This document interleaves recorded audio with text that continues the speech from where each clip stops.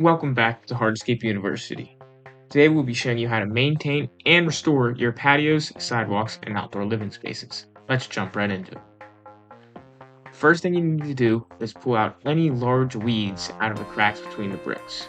For the rest of the smaller weeds, moss, and dirt that replace the sand between your pavers, we will use a pressure washer to blast the unwanted dirt out of these spaces. After pressure washing, be sure to let your patio fully dry before sweeping in your polymeric sand.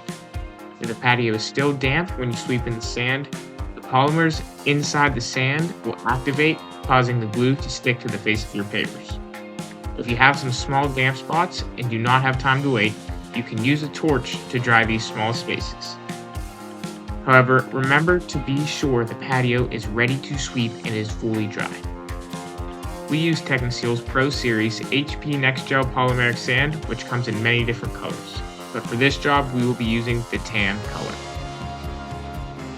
Spread your sand around your patio by dumping the polymeric sand out of the bag. Be sure you spread relatively evenly and do this in sections.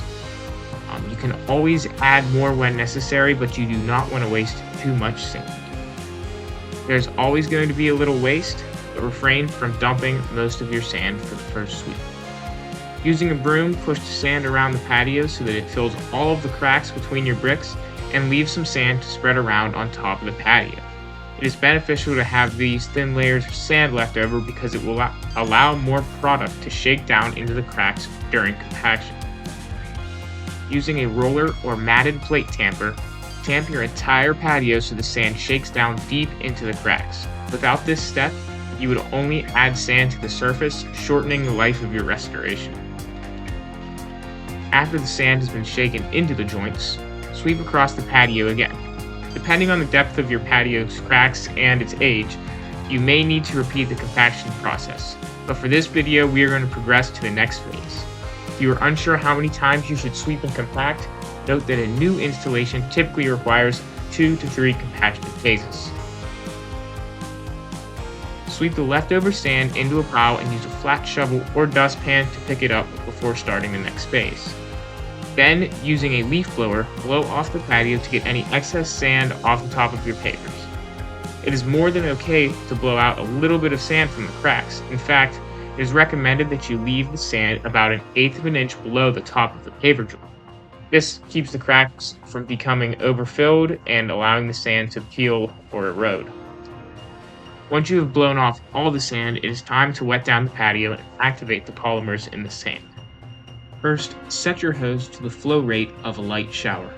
Go over the whole patio, hitting each spot lightly to prevent white foam from forming. It is okay if you see a little foam, but we are trying to avoid large puddles.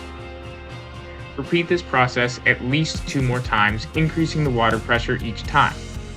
After wetting down the patio at least 3 times and increasing the amount of water, wait until some of the spots on the patio start to dry and repeat this process to ensure the sand is soaked through to the bottom of the crack. We want to make sure the polymers at the bottom of the cracks are activated. Be sure to move faster or slower depending on the amount of foam coming from the cracks. Seeing a little foam typically means you are going at the right pace, but flooding the patio with foam means you are applying too much water. If you never see any foam, you might not be soaking the patio enough. So be sure that you are soaking those joints the whole way through. If your pavers are textured and water is puddling between them, you can use a leaf blower to force the water away from the middle and into the joints, or just to blow off excess foam. After wetting down your patio, it is time to let the polymeric sand dry and harden.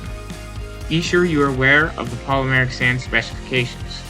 For Technoseal's polymeric sand that we use, the temperature must stay above 32 degrees Fahrenheit for 48 hours after the installation.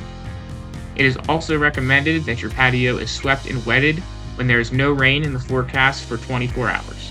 However, the product can resist an unexpected shower just 60 minutes after the initial wet down. For joints larger than 1/2 inch, it is recommended that you plan to install when there is no rain in the forecast for the next 48 hours. Once your pavers are set, you will most likely want to seal our patio. Be sure to check out our next video on how to choose and apply the correct sealer. That will do it for today's video. Thank you guys for watching, and be sure to like and subscribe if you want to see more hardscaping content just like this.